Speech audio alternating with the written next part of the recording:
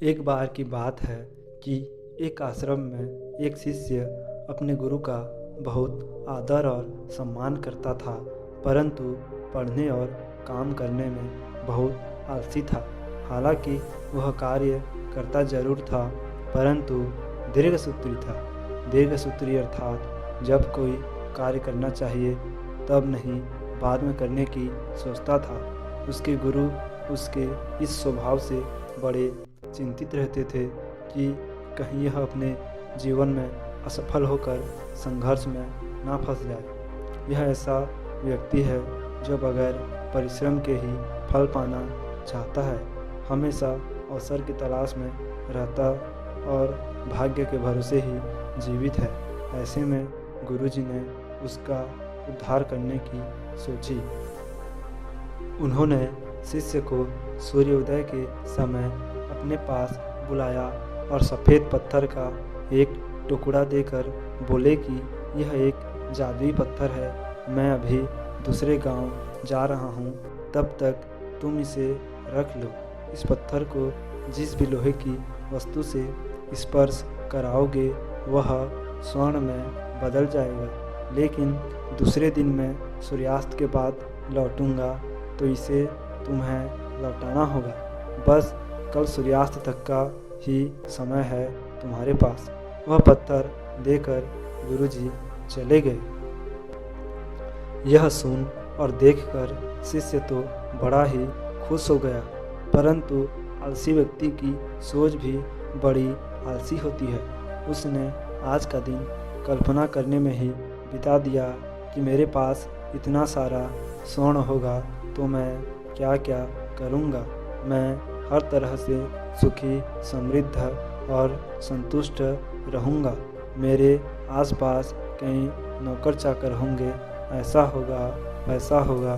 बस इस कल्पना में उसने पूरा दिन गुजार दिया। फिर दूसरे दिन जब वह प्रातःकाल उठा तो उसने सोचा कि आज तो स्वर्ण बनाने का अंतिम दिन है।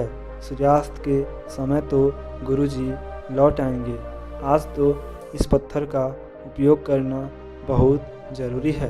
हालांकि अभी तो पूरा दिन पड़ा है, घर में तो बहुत कम लोहा है, इन्हें तो बाद में देखेंगे। पहले तो मैं बाज़ार से लोहे के बड़े बड़े सामान खरीद कर ले आता हूँ। लेकिन कौन सा सामान खरीदूँ? ऐसा सामान खरीदना होगा जिसमें भारी लोहा हो। लोहे के खंभे तो कहीं न कहीं मिलते होंगे। नहीं, खंभे को तो घर में लाना मुश्किल होगा। खैर ठीक है, यह तो कर ही लेंगे। पहले खाना खा लेते हैं। फिर भोजन करने के चक्कर में दोपहर हो जाती है। भोजन करने के बाद आलस्य छा जाता है तो वह सोचता है कि अभी तो सूर्यास्त में बहुत समय है। बाजार का काम तो 1 घंटे में निपटा लेंगे। पहले थोड़ा सा सो लेते हैं। 4 बजे उठकर बाजार जाएंगे और एक झटके में सभी लोहे के सामान खरीद कर घर ले आएंगे और फिर बस सब हो जाएगा। ऐसा सोचकर वह सो जाता है। आलसी व्यक्ति को कुछ ज़्यादा ही गहरी नींद आती है।